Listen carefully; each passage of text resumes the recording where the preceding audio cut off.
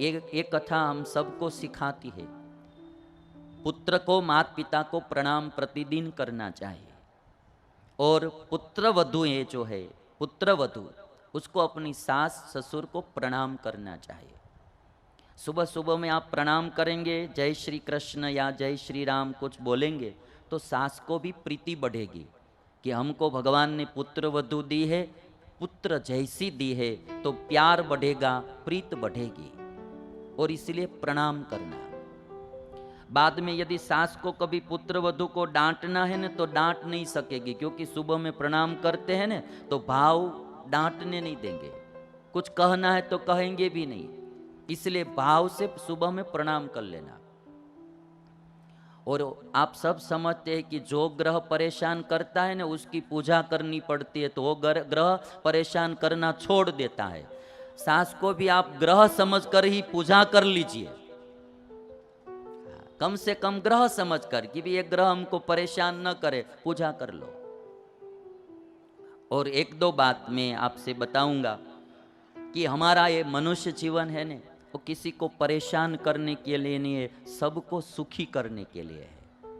ये हमारे जीवन में एक बात पक्की रखना कि हो सके तो सबको सुखी करना, यदि ना हो सके तो कोई बात नहीं, किंतु किसी को दुखी नहीं करना है, किसी को भी कभी दुखी नहीं करना है, हो सके उतना सबको सुखी करना है।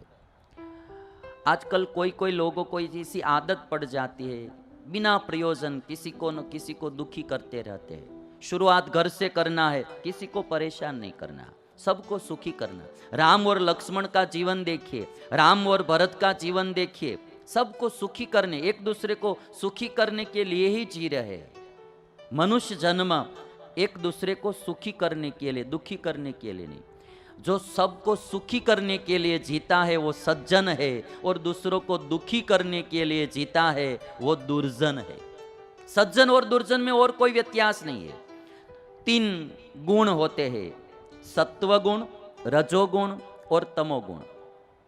इंसान में 3 गुण बारी बारी से आते रहते हैं, सत्वगुण, रजोगुण और तमोगुण। 3 प्रकार की सृष्टि होती है। ये पूरी सृष्टि त्रिगुणात्मक है, पूरी सृष्टि, पशु हो या पक्षी हो या वृक्ष हो, मनुष्य हो, सब में 3 प्रकार के लोग रहते हैं, सात्विक लोग, राजसी लोग और तामसी लोग। सात्विक का यदि हमारे जीवन में हम सब देखेंगे तो मेरे पास एक चार्ट भी है, मैं आपको दिखाऊंगा उसमें से आपको एकदम क्लियर हो जाएगा। जो जीव की स्थिति होती है ना, वो 3 प्रकार की होती है। तो हमारे जीवन में हमको देखना है कि हम सात्विक है, राजसी है या तामसी है, वो हमें देखना है। तो अभी आप देखेंगे तो सबसे पहले तमोगुणी आदमी होता है। तमोगुणी, तमोगुणी से ऊपर उठा हुआ जो आदमी है वो रजोगुणी है। रजोगुण से ऊपर उठा हुआ जो आदमी है उसको सत्वगुणी बोलते हैं। और सत्वगुण से ऊपर उठा हुआ जो आदमी होता है उसको निर्गुण बोलते हैं, जिसमें माया के 3 गुण है ही नहीं, सत्व, रज और तम, वो गुणातीत हुआ है।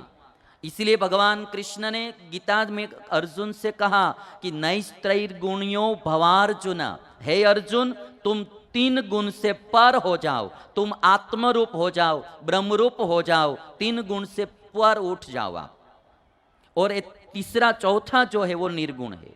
कोई जड़ भरत जी है, कोई सुखदेव जी महाराज है, ऐसे पुरुष त्रिगुणातीत होते हैं, 3 गुण से पर होते हैं। हमारी स्थिति कहाँ है वो हमको देखना है। अभी आप देख लीजिए, तमोगुणी आदमी का एक ही काम होता है, दूसरे को दुखी करना। जो हर पल अपने सुख के लिए या बिना प्रयोजन दूसरे को दुखी करता रहता है, वह तमोगुणी आदमी है। और जो आदमी दूसरे को दुखी भी नहीं करता है, दूसरे को सुखी भी नहीं करता है, वो अपने सुख के लिए ही रात दिन मस्त रहता है, कैसे मैं सुखी हूँ वही सोचता रहता है, वैसे ही जीवन जीता है अपने के लिए, खाना पीना, मौज मजा करना, अच्छे कपड़े पहनना, घूमना फिरना, दूसरों को सुखी भी नहीं करता, दुखी भी नहीं करता, वो रजोगुणी आदमी है।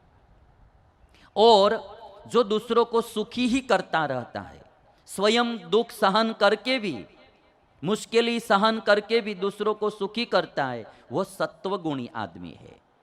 और जो मान अपमान, राग द्वेष, हर्ष शोक से पर उठा है और उसको कोई हर्ष शोक नहीं होता, मेरा तेरा नहीं होता, जड़ भरत और सुखदेव जी जैसे जो है वे निर्गुण आदमी है।